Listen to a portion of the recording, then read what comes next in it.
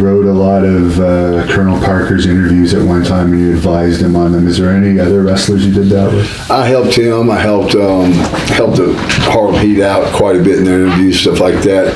And anyone else that needed help or asked help, but mainly those guys, because after coming out of WWF, I did learn some things, and I learned what we weren't doing right in WCW. And that was being, prepared sometimes. So with Colonel Robert, he was my idea.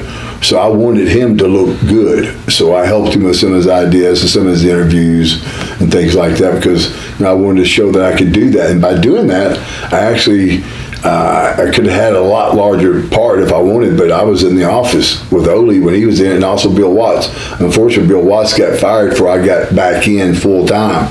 But Bill asked me to be a part of the booking committee. And wow! Yeah, so I was, I spent as much time as I could in the office, and would come up with ideas. Actually, that's how I got Colonel Parker and the Harlem Heat hired. I portrayed those characters in front of Ole, Dusty, and Jim Barnett. And then Jim Barnett and Dusty, and I think Ole, their concerns were if Robert could do the character as well as I was doing it.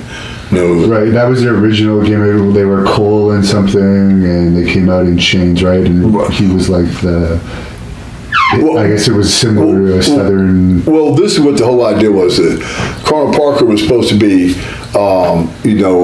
this big flamboyant person, and how he got with the Harlem Heat was that, at that particular time, the governor of Louisiana was a big time gambler. This is a shoot, and he always owed a lot of money to, a lot of different things. He lost a lot of money on horse racing and stuff like that. So I came up with a little story that, during a bet that he lost a lot of money to Colonel Parker, and Colonel Parker, instead of wanting the money, says, hey, I proved myself being the greatest manager in wrestling because I brought Sid Vicious in, but I want to prove it with two people that were nobodies. So I want two people off death row. And that's why we brought him in like the jean shirts and the jean pants, and they had the numbers on like they were just coming out of prison. And the thing about Stevie, he actually had some really bad scars on his back, on his shoulder. And I wanted to use that to our advantage and say that that's where, during prison, that the man beat him, the man being the guy in charge. And that was the whole reason for Booker was in prison for real, right, at one point. Was he? I believe. He could have been. I didn't know that. He's turned his life around, and now he's a huge humanitarian, but yeah. Yeah, I didn't know that. But the main thing was this, is that, Stevie then really looked at it. And this is the thing is, too, was being taught this in the businesses. We didn't have real, they'd have a strap match usually to get out of an angle or something like that. So I said, we'll start the strap match from the beginning. And these two guys, have been in jail for the last, how many years being strapped by the man. Now they're going to get their revenge on the man. They're going to strap everybody they see. Meaning that what happened is that they were strapping other people, and, working in WCW at that particular time, Steiner's being, one of the top tag teams, you're going to work with them or the Road Warriors or somebody like that. So at least when you got to a point like that, you could have a real gimmick match, because these guys had been strapping people for some time.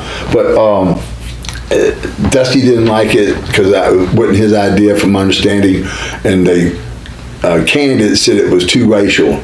Now, to me, how can that be racial? These are two black guys strapping white people, and so then just a little bit, not an argument, just a battle of words between me and Dusty, where he wanted to call them Chi-Town Heat or something like that, and I said, I wouldn't call them the Posse, but a movie had just came out called The Posse. I didn't want to copy that. Hindsight, I wish I would have. That would have been a better name for them. Yeah. And it's nothing wrong by copying people, and I just didn't know that at the time. So I said, we'll call them the Harlem Hellraisers. They were billing themselves already from Harlem. So in bickering back and forth, I succumbed to Harlem Heat, versus he was wanting to call them Chi-Town. Pretty much that was the Road Warriors deal. I said, that's the Road Warriors. So let's just call them. I said, they've been billing themselves from Harlem, so let's just call them Harlem Heat.